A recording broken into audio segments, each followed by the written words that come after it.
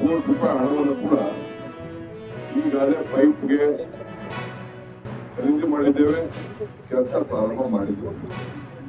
ಇದು 4-5 ತಿಂಗಳಲ್ಲಿ ಮುಗಿಯುವಂತ ಒಂದು ಕೆಲಸ. ಈಗಾಗಲೇ ನಮ್ಮ ಕಾವೇರಿಯಿಂದ 177 TMC ನೀರು ಬಿಡಬೇಕು. ಈ ಹೇಮಾವತಿ ಮತ್ತು ಹಾರಂಗಿ ಎಲ್ಲ ಜಲಾಶಯ, ಕಬಿನಿ, ಕಾವೇರಿ ಎಲ್ಲ ಸೇರಿ ನಮ್ಮ ಕಾವೇರಿ ಜಲಾಶಯದಿಂದ ಈಗಾಗಲೇ 220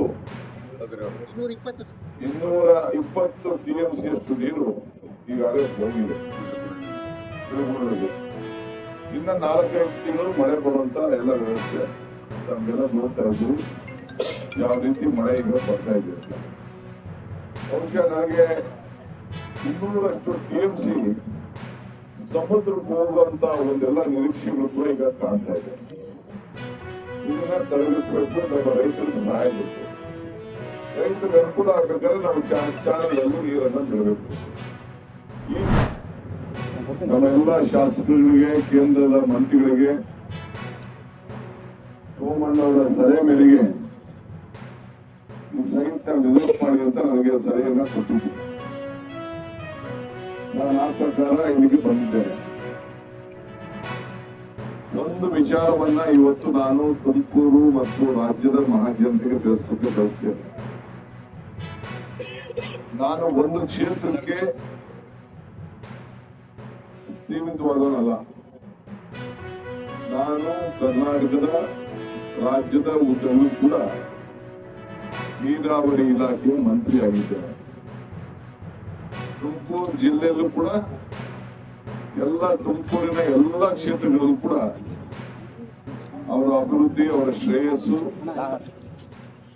ಎಲ್ಲ ಕೂಡ ನನಗೆ ಬಹಳ ಹತ್ತಿರವಾದಂತ ಈ ಜಿಲ್ಲೆ ಇದೆ. ತುಮಕೂರಿನ ನಾಗರಿಕರು ಕೂಡ ಬಹಳ ಸಂಯಮದಿಂದ ಎಲ್ಲ ಸಂದರ್ಭದಲ್ಲೂ ಕೂಡ ನಮಗೆ ಸಹಕಾರವನ್ನು ತಂದು ನಮ್ಮ ಸರ್ಕಾರವನ್ನು ಕೂಡ ಅವರು ರಕ್ಷಣೆಯನ್ನ ಮಾಡಿಕೊಟ್ಟಿದ್ದಾರೆ. ಹಿಂದೆ ಕುಮಾರಸ್ವಾಮಿ ಅವರು ಮುಖ್ಯಮಂತ್ರಿ ಆಗಿದ್ದಾರೆ, ನಾನು ನೀರಾವರಿ ಸಚಿವರಾಗಿದ್ದಾಗ ಈ ಯೋಜನೆಯನ್ನ ಮಂಜೂರಾತಿಯನ್ನ ನಾವು ಮಾಡಿದ್ವಿ. ಆಮೇಲೆ ಬಿಜೆಪಿ ಗವರ್ಮೆಂಟ್ ಯಡಿಯೂರಪ್ಪನವರು ಮತ್ತು ಆಗಿನ ಜಿಲ್ಲಾ ಸಚಿವರು ಇದು ನಿಲ್ಲಿಸಿ, ಏನು ಅವತ್ತು 600 ಕೋಟಿ ಇತ್ತು, ಇವತ್ತು 1,000 ಕೋಟಿ ಹೋಗಿದೆ.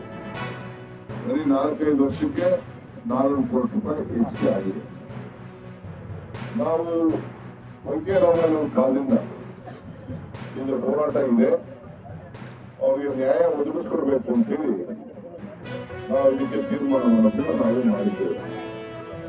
ಈಗಾಗಲೇ ಕೆಲಸ ಪ್ರಾರಂಭ ಆಗಿ ಪೈಪ್ನ ಹಣ ಕೂಡ ಸುಮಾರು ಹೆಚ್ಚು ಕಮ್ಮಿ ಹಣವನ್ನು ಕೂಡ ಹೆಚ್ಚಳ ಬಿಡುಗಡೆ ಮಾಡಿದ್ದೇವೆ.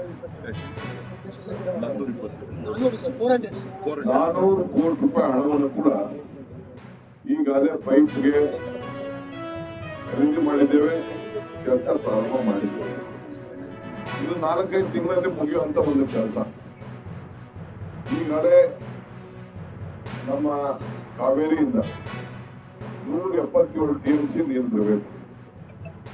ಈ ಹೇಮಾವತಿ ಮತ್ತು ಹಾರಂಗಿ ಎಲ್ಲ ಜಲಾಶಯ, ಕಬಿನಿ, ಕಾವೇರಿ ಎಲ್ಲ ಸೇರಿ ನಮ್ಮ ಕಾವೇರಿ ಜಲಾಶಯದಿಂದ ಈಗಾಗಲೇ 220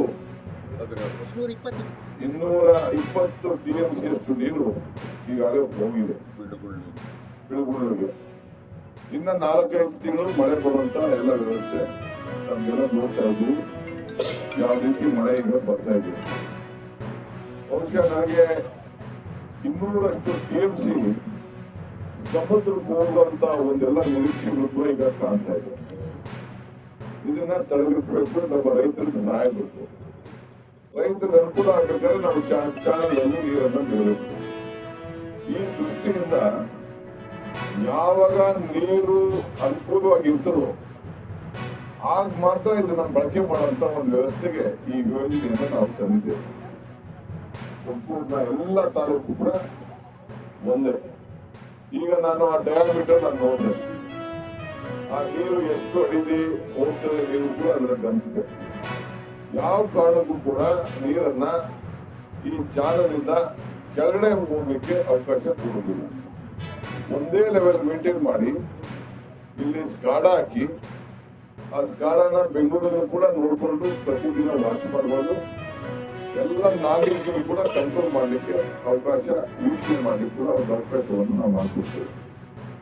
ಇದು ನಾವು ತಮಿಳುನಾಡು ಜೊತೆ ಜಗಳ ಆಡದಂಗೆ, ಇನ್ನ ಮಹಾರಾಷ್ಟ್ರದ ಜೊತೆ ಜಗಳ ಆಡದಂಗೆ. ಇವತ್ತು ನೀವು ನೋಡಿ, ಮಹಾರಾಷ್ಟ್ರ ಚೀಫ್ ಮಿನಿಸ್ಟರ್ ಕೃಷ್ಣ ಏನು ನಮ್ಮ 524 ಅಡಿಗೆ ಏರಿಸಬೇಕು ಅಂತ ನಾವು ಡ್ಯಾಮ್ನ ಇದ್ದೀವಿ, ನನ್ನ ಅವಾರ್ಡ್ ಆಗಿದೆ, ಅದನ್ನ ಮಾಡಕ್ ಬಿಡಲ್ಲ ಅಂತ ಹೇಳಿದ್ದಾರೆ.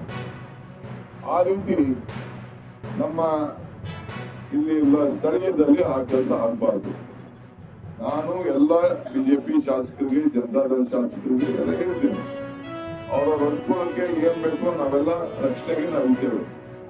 ತುಮಕೂರು ಇರ್ಬೋದು, ಸೌತ್ ಇರ್ಬೋದು, ತುಮಕೂರು ರೂರಲ್ ಇರ್ಬೋದು, ಎಲ್ಲಾ ಕ್ಷೇತ್ರಗಳು ಕೂಡ, ತುರುವೇಕೆರೆ ಇರ್ಬೋದು, ಎಲ್ಲ ನಮ್ಮದೇ ಕ್ಷೇತ್ರಗಳು. ನಮ್ಗೆ ಅವ್ರ ಬಗ್ಗೆ ಅಪಾರವಾದಂತ ನಂಬಿಕೆ. ನಾವು ರಾಜಕಾರಣ ಮಾಡಬೇಕು, ನಾವು ಅವರಿಗೆ ಗೌರವನ ಕಾಪಾಡಿಕೊಳ್ಳುವಂಥದ್ದು. ಇದರಲ್ಲಿ ರಾಜಕಾರಣ ಬೇಡ, ಇದು ಅಭಿವೃದ್ಧಿ ಕೆಲಸ. ಸೊ ಇದನ್ನ ನೋಡಿದರೆ ಆ ರಿಪೋರ್ಟ್ ಕೂಡ ಇವತ್ತು ಇದೆ. 2 ದಶಕಗಳಿಂದ ಇವತ್ತು ನಮ್ಗೆ ನೀರನ್ನ ಏನು ಕೊಡ್ಬೇಕಾಗಿತ್ತು ಲಾಸ್ಟ್ ಪಾರ್ಕ್ಗೆ, ಅದು ಹಂಚಿಕೆ ಆಗಿಲ್ಲ. ಇಲ್ಲಿ ಬಹಳ ದೊಡ್ಡ ರೈತರಿಗೆ ನೀರಿನಲ್ಲಿ ಅನ್ಯಾಯ ಆಗ್ತಾ ಇದೆ. ಇದೊಂದೇ ಅಲ್ಲ, ನಾನು ಹುಡುಗರ ಒಂದೇ ವಿಚಾರ, ಬೇರೆ ಎಲ್ಲೇ ಆದ್ರೂ ಕೂಡ ಅನ್ಯಾಯ ಆಗೋದನ್ನ ನಾವು ಗಮನದಲ್ಲಿಟ್ಕೊಂಡಿದ್ದೇವೆ. ಈಗ ನೋಡಿ, ನಾವು ಪಿಂಜೇನಲ್ಲಿ ನೀರನ್ನ ಕೋಲಾರಿಗೆ, ಚಿಕ್ಕಬಳ್ಳಾಪುರ ಕೊಡ್ತೀವಿ ಅಂತ ಪ್ರಾರಂಭ ಮಾಡಿದ್ವಿ. ಈ ಮಧ್ಯದಲ್ಲಿ ನಾವು ಕುಡಿಯೋ ಕೆರೆಗಳನ್ನ ತುಂಬಿಸ್ಲಿಕ್ಕೆ, ನಾವು ಎಕ್ಸಸ್ ನೀರು ಬಂದಾಗ ಕೆರೆಗಳನ್ನು ತುಂಬಿಸ್ಲಿಕ್ಕೆ ಒಂದು ಅವಕಾಶವನ್ನು ಮಾಡಿಕೊಟ್ಟಿದ್ದೇವೆ. ಆದ್ರೆ ಫಸ್ಟ್ ಪ್ರಯಾರಿಟಿ ಕುಡಿಯುವಂತ ನೀರು.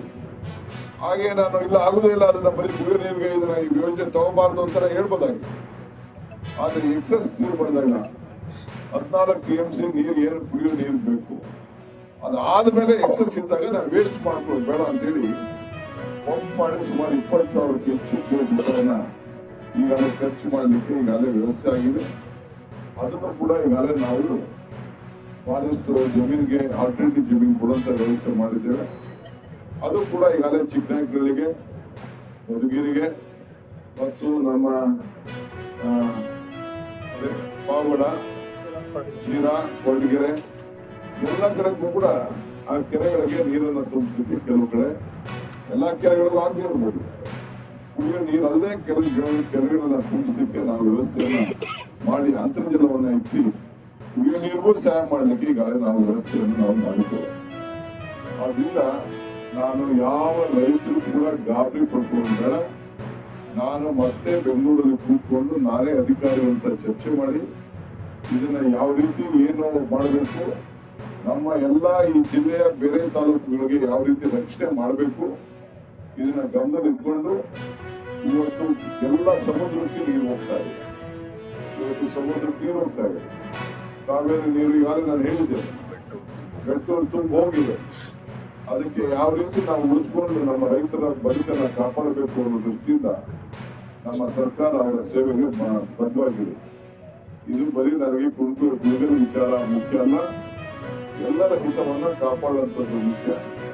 ಸೊ ಇದಕ್ಕೆಲ್ಲ ಶಾಸಕರು, ಪ್ರತಿಗಳು, ಬಾಂಬುಗಳನ್ನು ಇದಕ್ಕೆ ಬಾಯಿಯಾಗಿ ಹೋಗ್ಬಿಡಿ. ನಾವೆಲ್ಲ ಇದಕ್ಕಿದ್ದೇವೆ.